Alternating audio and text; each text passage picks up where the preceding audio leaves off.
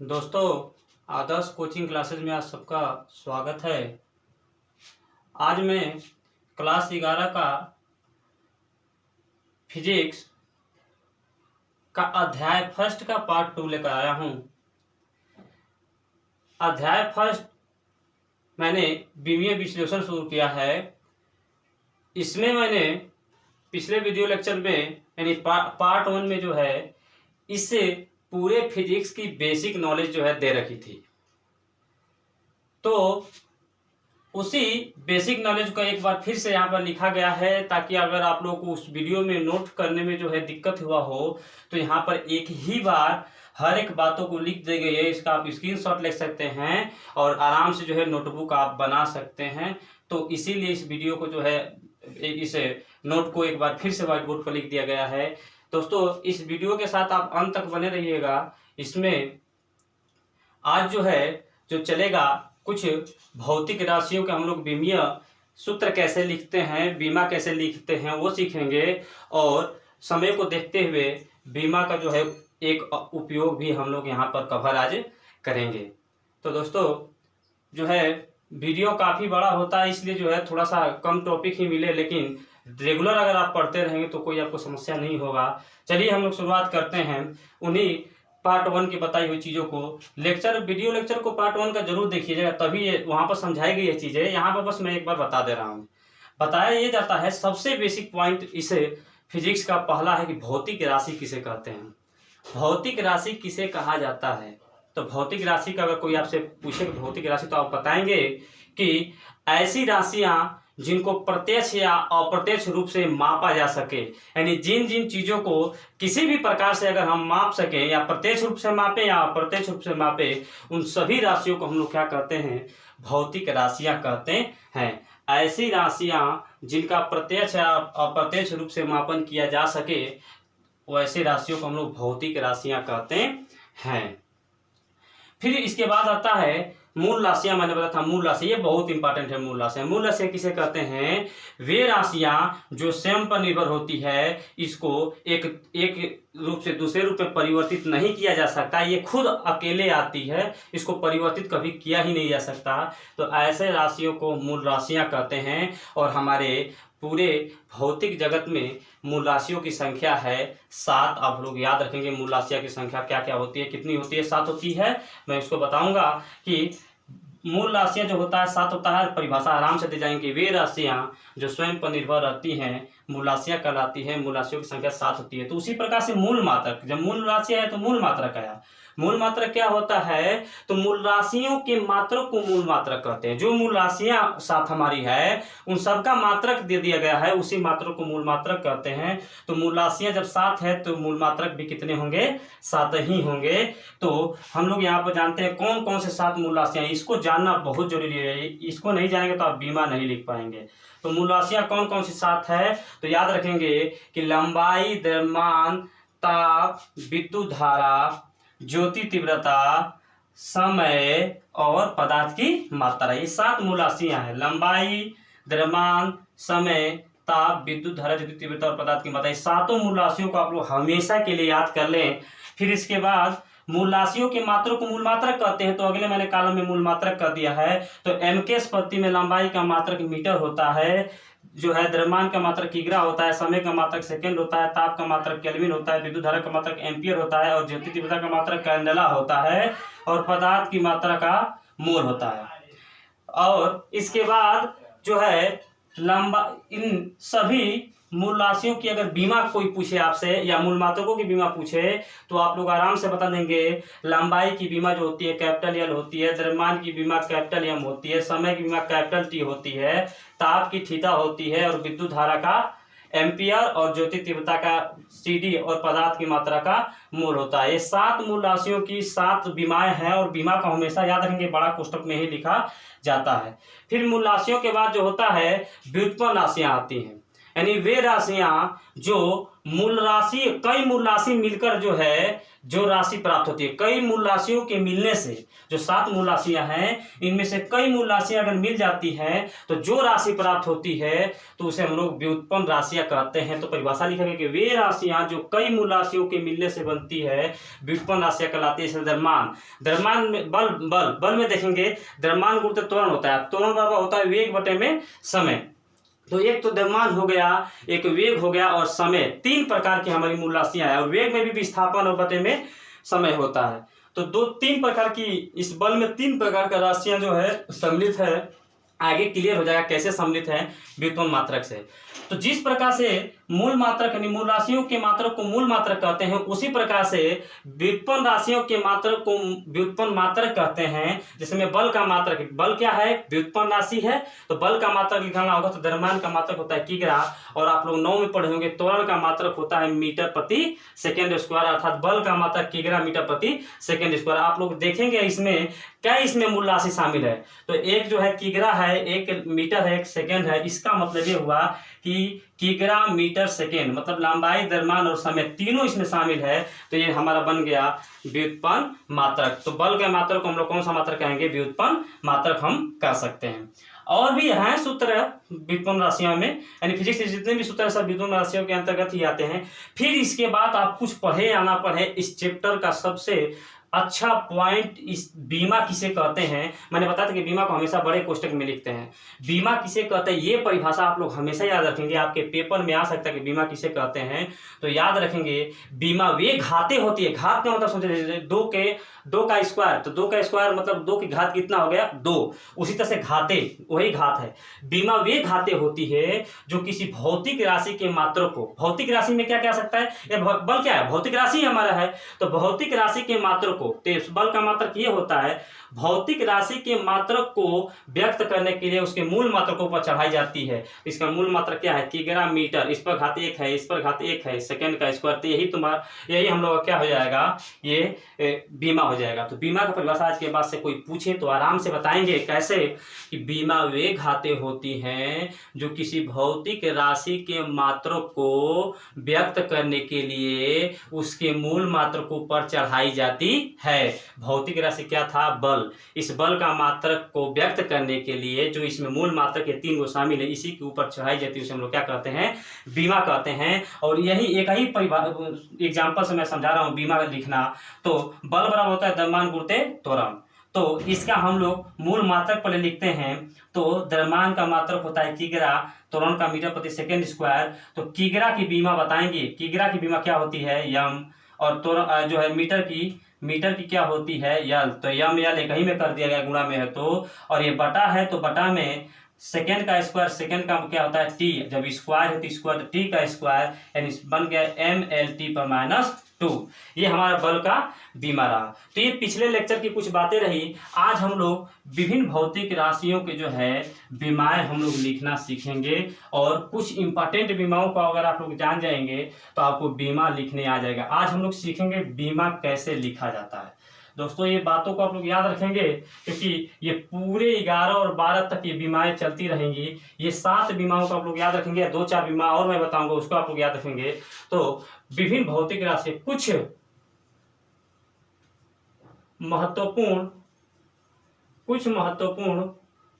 भौतिक राशियों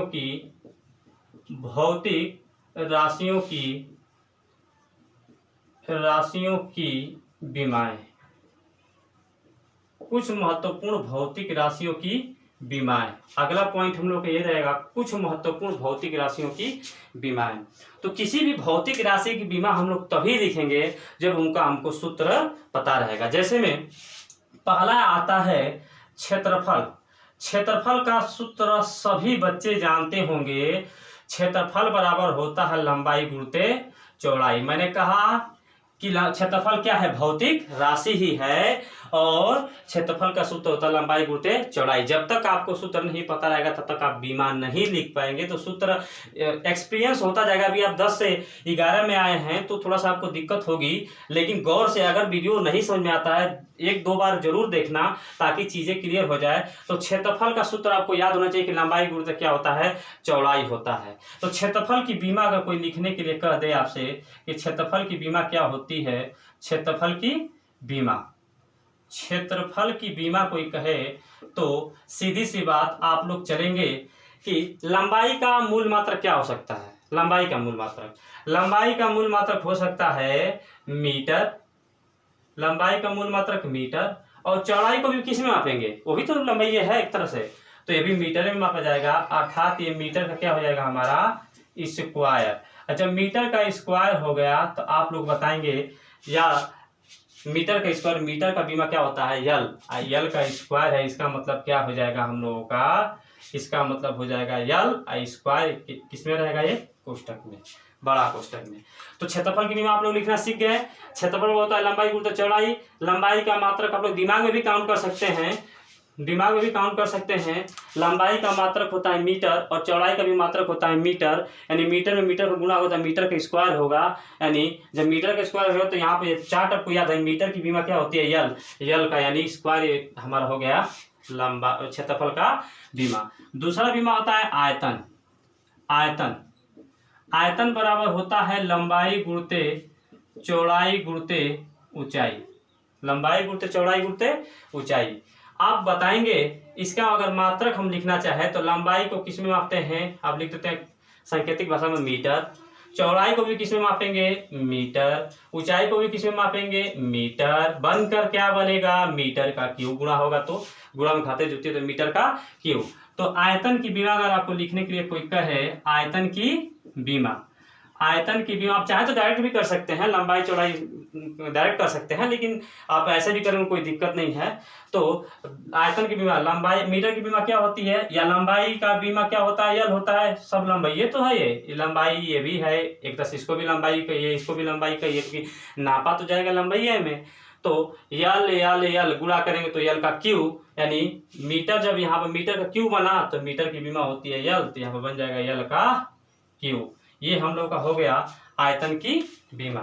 आयतन की बीमा आप लोग जान गए। आयतन की बीमा कैसे निकालेंगे, लंबाई की बीमा होती है यल, चौड़ाई की बीमा, आप चाहे तो इसको ना लिखकर मात्रा को डायरेक्ट ऐसे कर सकते हैं, आयतन की बीमा डायरेक्ट भी कर सकते हैं, वैसे भी कर सकते हैं।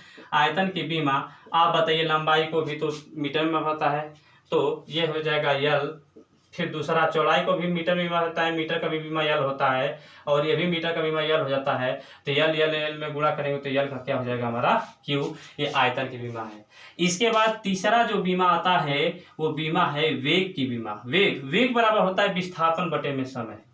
क्या होता है वेग बराबर, विस्थापन बटे में समय, वेग बराबर विस्थापन बटे में समय होता है। आप बताएंगे विस्थापन को किसमें मापते हैं, तो विस्थापन को यानी प्रारंभिक बिंदु तथा अंतिम बिंदु के बीच की दूरी तो विस्थापन कहलाता है। तो विस्थापन भी तो एक तरह से लंबाई है, यानी विस्थापन लंबाई है तो लंबाई की बीमा क्या होता है यल, और समय की बीमा क्या होता है टी। यानी हमारा बन जाएगा वेग की बीमा अगर लिखने के लिए कहे वेग की बीमा, तो वेग की बीमा कहेगा तो यल विस्थापन की बीमा और टी समय की बीमा। टी के घात 1 है, टी के घात कितना है, 1 है, ये ऊपर जाएगा तो टी के घात कितना आ जाएगा -1, अर्थात हमारा बन जाएगा एल टी पर -1। तो इस तरह से हम लोग कह देंगे कि क्षेत्रफल की बीमा यल स्क्वायर होता है, आयतन की बीमा यल क्यूब होता है, कैसे होता है आप लोग देख रहे हैं, और वेग की बीमा एल टी पर -1 होता है। अगला इसमें आता है बीमा महत्वपूर्ण जो है त्वरण की बीमा। त्वरण की बीमा, त्वरण की बीमा, तो त्वरण बराबर होता है वेग परिवर्तन बटे में समय अंतराल, यानी वेग बटे में क्या होता है हमारा समय होता है। आप लोगों ने वेग का बीमा अभी निकाला है, वेग की बीमा होता है एल टी पर -1। तो त्वरण की बीमा अगर कोई लिखने के लिए कहे आपसे त्वरण की बीमा, त्वरण की बीमा, त्वरण की बीमा आप लोग बताएंगे त्वरण की बीमा।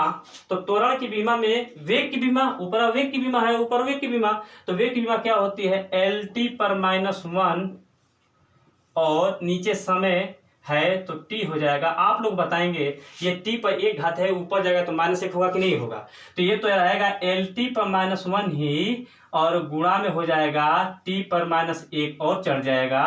तो इस तरह से हमारा बन गया -1 -1 -2 हो जाएगा, यानी त्वरण की विमा LT पर -2 होता है। याद रखेंगे, त्वरण की विमा क्या होता है, LT पर -2 होता है। अगला इसमें आता है बीमा जो है, अगला इसमें बता दे रहे हैं, यहीं पर बता रहे हैं आपको। अगला बीमा आता है 5वां, बल की बीमा। बल बराबर होता है जो अभी मैंने उसमें दिया था एग्जाम्पल, द्रव्यमान गुणित त्वरण। लेकिन क्रमबद्ध इतनी महत्वपूर्ण बीमाओं को आप लोग याद रखेंगे तो फिजिक्स की कोई भी बीमा आप कर सकते हैं। तो बल की बीमा, बल की बीमा डायरेक्ट आप लोग अगर क्रम से लिखते हैं बीमा तो आपको लिखने आ जाएगा बीमा। देखिए, द्रव्यमान का बीमा होता है कैपिटल M और त्वरण का होता है LT पर -2, LT पर -2, अर्थात गुणा करेंगे तो MLT पर -2। ये किसकी बीमा हो गई हमारी, ये हमारी बीमा हो गई बल की बीमा। तो बल की बीमा भी क्लियर हो गया दोस्तों। अब अगला, ये चार्ट आपको याद रखना होगा। मैं इसको मिटाकर एक दो और बीमाएं हैं जिसको आपको जानना बेहद जरूरी है, और कुछ दे दूंगा आपको, जो है कर जो है रखे रहेंगे, और कमेंट बॉक्स में बीमा सब बताएंगे अगर आप कर लेंगे बीमा। तो जो है 6वां बीमा है कार्य। कार्य बराबर सूत्र होता है बल गुणित विस्थापन। ये पढ़े होंगे, नॉर्मल सब सूत्र हैं 9th का, नहीं है तो आप लोग यहाँ पर देखेंगे सब सूत्र होता है। तो कार्य की बीमा, आप लोग कार्य की कोई बीमा अगर आपसे कोई कहे कार्य की बीमा, कार्य की बीमा कहेगा तो बल की बीमा आप जानते हैं कि MLT पर -2 होता है, और विस्थापन को तो विस्थापन तो लंबाई होता है, तो लंबाई की बीमा क्या होती है, L होती है। तो L का इसमें गुणा करेंगे तो ML² T पर -2 हो गया। ये हो गया हमारी कार्य की बीमा। अगला आता है कार्य, कहें यह बीमा ऊर्जा की बीमा के भी बराबर है। कोई भी ऊर्जा की बीमा, कोई भी ऊर्जा, चाहे गतिज हो चाहे स्थितिज हो, कोई भी ऊर्जा के बराबर ये हमारा है बीमा, कार्य की बीमा। क्योंकि ऊर्जा याद रखेंगे, कार्य या ऊर्जा की बीमा क्या होती है, ML² T पर -2। और एक 7वां है दाब की बीमा। दाब की बीमा, तो दाब बराबर होता है बल बटे में क्षेत्रफल, बल बटे में क्षेत्रफल, बल बटे में क्षेत्रफल। तो दाब बराबर बल बटे में जब क्षेत्रफल होता है, तो दाब की बीमा अगर कोई आपसे कहे, दाब की बीमा, तो दाब की बीमा अगर कोई आपसे कहेगा तो बल की बीमा MLT पर -2 होता है। देखिए, याद कर लीजिएगा, ये 2-4 बार लिखने से आपका याद हो जाएगा। फिर क्षेत्रफल की बीमा जो है आप निकाले हैं, L का स्क्वायर होता है, तो ये L का स्क्वायर ऊपर जाएगा तो हो जाएगा MLT पर -2, और ये L का -2, तो गुणा में ये L से गुणा होगा तो घाते जुटेगी, तो ML पर -1 और T पर -2। तो दोस्तों इतनी बीमाएं कम से कम अगर आप याद रखते हैं, वो चार्ट याद रखते हैं, और इतनी बीमाएं अगर आप याद रखते हैं, तो आपको फिजिक्स में चाहे 11 का फिजिक्स का बीमा पूछे, चाहे 12 के फिजिक्स का बीमा पूछे, आप कहीं किसी प्रकार का आप मिस्टेक नहीं करेंगे। तो इतनी बीमाओं को आप लोग याद रखिए। कैसे याद रखना है मैं बता देता हूँ एक बार, देखिए कैसे मैं याद किया हूँ। ये याद जो है आपको रटने की जरूरत नहीं है, आराम से याद होगा। मैंने बताया है कि चूंकि ये यूट्यूब पर पढ़ा रहा हूँ तो तेजी से बताना मेरा जो है काम है, क्योंकि वीडियो बहुत ज़्यादा लंबा होगा तो आप जो है उसको देखेंगे नहीं और नज़रअंदाज करते जाएंगे, और यही दिक्कतें होती है बच्चों के साथ। जो नज़रअंदाज करते जाते हैं किसी भी चीज़ों को, तो आगे चल के उनको प्रॉब्लम पैदा करता है। अगर बीमा मैंने जो बताया पहला पार्ट और दूसरा पार्ट आप ध्यान से देख लेंगे, आपको बीमा आ जाएगा। एक बार अगर नहीं समझ में आया दोबारा देखें, फिर डाउट होता है तो कमेंट बॉक्स में आपका अगर मुझसे पूछे कि सर इसकी बीमाएं बताइए, उसकी बीमा, कोई भी बीमा अगर आपको नहीं आता है तो कमेंट बॉक्स में आप लिख कर पूछिए, मैं अगले दिन इसका जवाब जरूर दूंगा जो है बीमा का। तो दोस्तों मैंने बताया है कि सबसे महत्वपूर्ण बीमा क्या है आपका। पहले तो 7 मूल राशियों के बारे में आपको जाना होगा। लंबाई का बीमा क्या होता है, यल, लंबाई का बीमा यल, द्रव्यमान की बीमा यम, समय के बीमा टी, फिर इसके बाद ताप की बीमा थीटा, विद्युत धारा की बीमा ए, ज्योति तीव्रता की बीमा CD, पदार्थ की मात्रा की बीमा मोल। इतनी बात आप याद रखेंगे। इसके बाद कुछ महत्वपूर्ण भौतिक राशियों की बीमाएं आपको जानना है, तभी आप पूरे फिजिक्स में जो है डायरेक्ट जो है बीमा लिखना आप सीख जाएंगे। वो पहला चीज है क्षेत्रफल।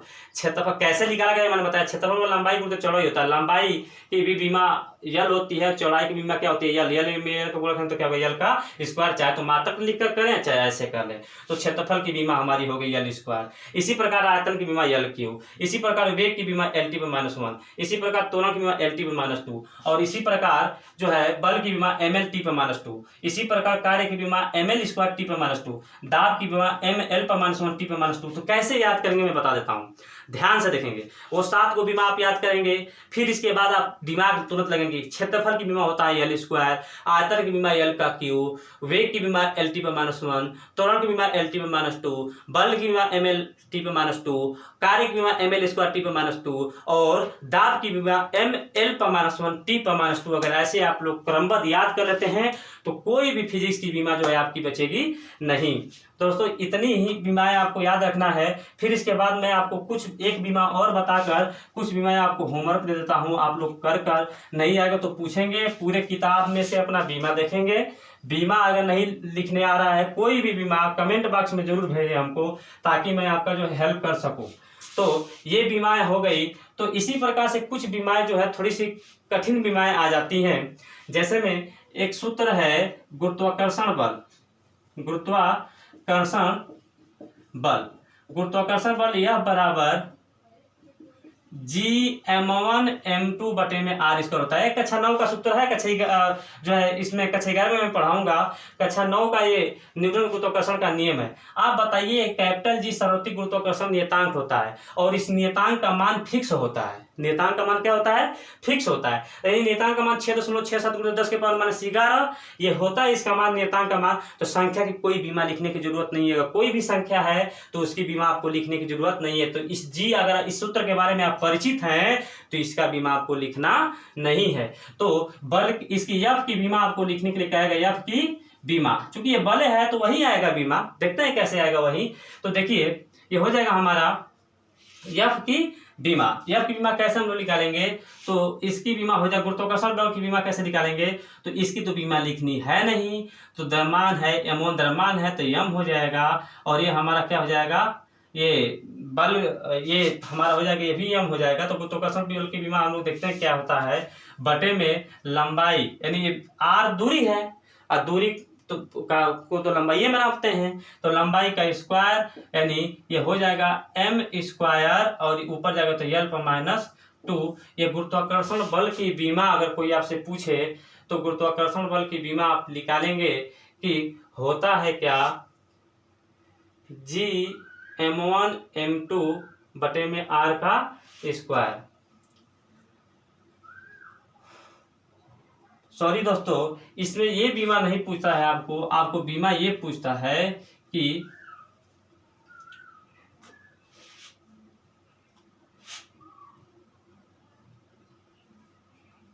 सार्वत्रिक गुरुत्वाकर्षण नियतांक, सार्वत्रिक गुरुत्वाकर्षण नियतांक